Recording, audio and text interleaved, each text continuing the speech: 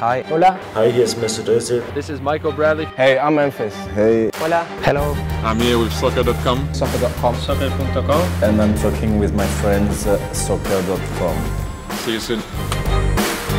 Hey guys, Josh from soccerreviewsforyou.com, bringing you my review plus on-feet video of the Joma Propulsion Lite. Now, I haven't reviewed a Joma product, or I know it's a Spanish company, technically you would say Joma, but I'm not Spanish. I'm just gonna say Joma for the rest of the video. I apologize if that bothers you. But again, I haven't reviewed one of their products in quite some time. The last shoe that I remember wearing and really liking from the brand that was outside of futsal, because that's kind of what they're known for, was the Joma Total Fit. There's actually an old video on my channel from about 5 years ago. I'll leave a pop-up on screen. You can go ahead and check it out. It's not very good though, you've been warned. Nonetheless, since soccer cleats and the style of shoes have changed so much over the last 5 years, where leather shoes aren't necessarily what a lot of younger kids who are buying the majority of shoes want to wear, Joma has changed direction and made something thin and light with the Propulsion Lite. Light is in the name. So, what is this shoe all about? It's an interesting shoe based on a couple different things. One, the value proposition. It would be their top end model, but the retail price is only $120 US. With that being said, while I don't think the quality is half bad, it does have a lot of copycat elements to it, where the upper is very much like what you're gonna find from Puma with their Evo Speed line, and the Soleplate stud pattern and heel counter is very much like the Sprint frame from Adidas found on the X16 line. So I'm gonna point all of this out for you throughout today's video. We'll go over the tech specs, take a look at how they fit and feel on feet, and essentially give you a good idea of what these things are all about. So if you wanna learn more, stick around and watch the entire video. If you're interested in a pair for yourself, I'll leave a little pop-up on screen, or you can click the first link down below in the description. That'll take you to the review page on my website, where you will find Buy It Now links with exclusive SR4U coupon codes, where you'll be able to pick these up below their normal $120 retail. So, with this particular shoe, the upper is listed as a microfiber synthetic, which doesn't really explain all that much. It's kind of difficult to get tech specs out of a company like Joma, just because they don't really do all that much marketing when it comes to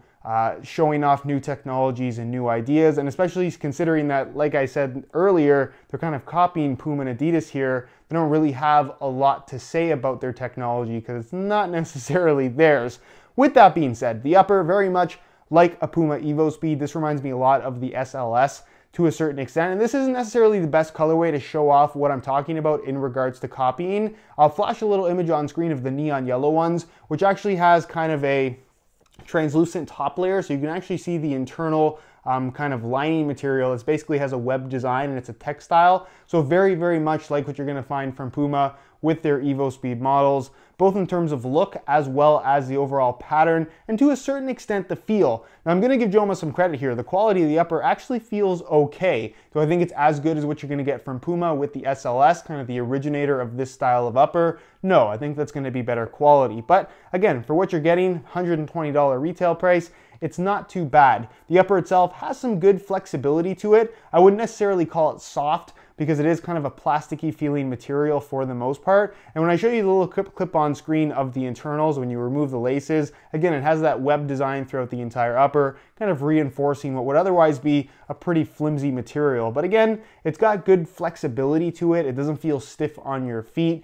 And as far as touch is concerned, it's not overly thick, it's not overly thin. I would say it's more of a barefoot feel overall, because it doesn't have a lot of softness or padding to it. But for the most part, it's okay and kind of what you would expect at the $120 price point. I guess my one complaint in regards to the upper would actually be the finish on the surface, and that it's completely smooth and fairly slick on the ball. I would personally prefer to have something with a little bit more grip on the surface. Some kind of a texturing would help with that, but that's more of a personal preference thing as opposed to a criticism that's going to be, I guess, important across the board. Everyone likes something a little bit different in that regard when it comes to touch. Lacing system, as you guys can see, it runs right down the middle, has a nice deep lacing system. Again, very similar design to what you're going to find from Puma with their Evo Speed line. Fully independent tongue, nothing too crazy about that. The heel area, it does maintain a low cut, which again, looks a lot like what you're going to find from the Evo Speeds. The heel liner, it's a smooth synthetic leather material with not much padding back there, but it's not necessarily detrimental to the feel or comfort level of the shoe, just because you don't need a ton of padding back there for it to be comfortable. The insole is fully removable. I'll give you guys a quick look at that. pull it out here, and it's actually got a fairly firm foam to it, decent thickness as well, but it's kind of a standard insole foam, and then it just features a mesh liner on top. Nothing too fancy about it, just says the Joma brand, and that's pretty much it. There's really nothing else about it that I would say is particularly interesting. As far as the sole plate and stud pattern is concerned though, this is where, again, I think they've done a little bit of copying when it comes to their final design. And yeah, you could say that the upper is a lot like the Evo Speed, but I can't necessarily say it's a direct copy. The sole plate and stud pattern though definitely is a direct copy of what Adidas has done with their current X16 lineup. So the base of the sole plate, and I'll show some clips on screen, especially the ribbing, obviously the positioning of the studs, and the studs themselves are slightly different in shape. They did that on purpose, obviously to avoid getting sued. But I think when you have the two side by side, it's very clear to see that the inspiration was taken from the X16. The actual ribbing, meaning from the midfoot area, the structure they've incorporated, from these two studs all the way through the midfoot into the heel, is identical to that of what you're gonna find on the X. These two little hang-off piece from the back studs, you can see even the little pattern here across the back of the heel counter is identical to that of the Pure Chaos or the X16 line. Even the little markings here in the forefoot are not exactly the same, but very, very close. So for the most part, they've essentially copied the Adidas Sprint frame from the X16 line and put it here on the Propulsion Lite. How does it actually feel though? It's okay. The plastic does feel a little bit thicker than what you're gonna find on a high-end X16 model with its sprint frame construction, but still ultimately very, very similar in feel. It's all plastic, of course, and then you're gonna find two little rivets here at the front of the toe to prevent any kind of sole separation, or at least reinforce that area of the shoe, which is nice to see. You're technically not gonna get that from an Adidas boot. And the stud pattern, it is the firm ground stud pattern for this shoe, which as far as I know is the only variation they make. But it will work good. Is it FGAG? I don't really know. They took it basically from Adidas, so I suppose it could be, although they don't really advertise it as for use on artificial grass, so that's entirely up to you. But in regards to performance, because it is basically an Adidas stud pattern, you kind of know what to expect. It's gonna get the job done. Most people have used something like this if you've worn an Adidas shoe in the last couple of years. In regards to weight, because obviously it does take inspiration from the lightweight line from Puma and the lightweight line from Adidas, how much do these things actually weigh? In a size 9 US, they weigh in at 7.35 ounces. So very, very similar in weight to something like a Pure Chaos, for example, which will weigh in at about 7.2 ounces in a 9 US. So not overly light, not overly heavy by any means. I wouldn't classify this as heavy at all. It's in the 7-ounce range, which again, for $120 is half decent. But again, they kind of achieved this by copying a lot of what Adidas and Puma have done and incorporating it into their own shoe. That's enough about tech specs and performance though, and let's take a look at how these things fit and feel on feet. So, on feet, definitely interesting, and we'll get to this in just a second. You can see on the right shoe, I actually swapped in some metallic gold reflective SR4U replacement laces to match the gold in the Joma branding and some of the graphics on the shoe itself. And the shoe overall, I don't think it looks too bad. The graphics are, I don't know, not necessarily on par with some of the bigger brands. I think the aesthetics could be improved, but it definitely doesn't look horrible. And again, the colors match pretty nicely. So if you are interested in a pair of SR4U laces for yourself, the website to go to is www.sr4ulaces.com. There'll be a little pop-up on screen, as well as a link down below in the description. So if you're interested, be sure to go ahead and check that out. So lacing them up, putting them on, pretty straightforward since it is a central lacing system with a fully independent tongue. Nothing unusual about that. And when you tie them up, I guess what is a little bit surprising is that the shape of the shoe is actually quite nice. Very much reminiscent of what you're going to find from the Evo Speed. I guess more specifically the SLS model, which is, like I said, a shoe that this definitely took some inspiration from, to be very kind.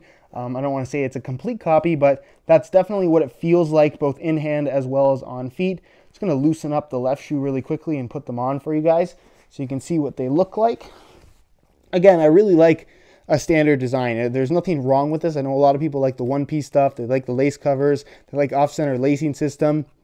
Something about this design, simplicity, it's always going to be good. It's never really going to be obsolete. So tie this up.